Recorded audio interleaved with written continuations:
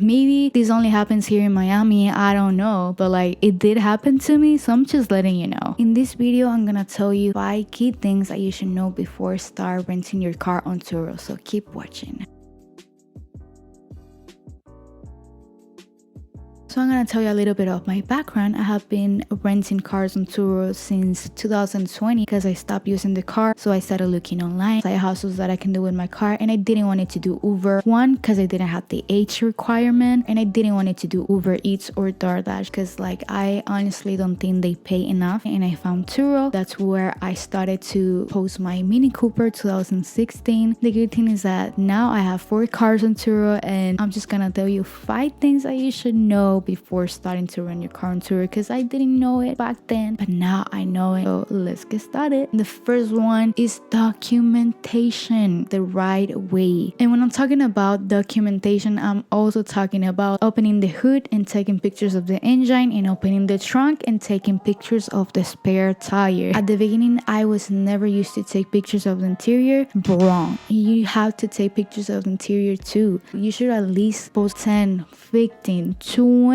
pictures on each trip. Let me tell you what happened to me. There was actually a time where my guest returned the vehicle without the plastic protection of the engine, and I was like, oh my god, like I cannot even claim this to anybody because I don't even know who it was. It took me a minute to realize because again, I wasn't checking it, I wasn't taking pictures. The only time that I do check the engine is when, you know, I have to put more coolant, or like I have to refill the water tank for the wipers. Maybe this only happens here in Miami, I don't know, but like it did happen to me, so I'm just letting you know. Second one, you need to check correctly the driver's license. You can just let them know through TURO message to upload a picture of the front and also a picture of them holding the license next to their face so you can check that they're the same person. Number 3 is the maintenance of the car. You should always keep your cars clean and smelling good. One thing that I recommend you is to get an Ozone Machine and do a treatment of like 30 minutes between every rental. It's not a big deal. It gives the safety to your guests and to yourself that the air is gonna be clean of any bacteria, especially now in this pandemic. The maintenance of the car includes everything: tires, depth of the tires, no check lights on the dash panel. Right now, TURO has a policy that the depth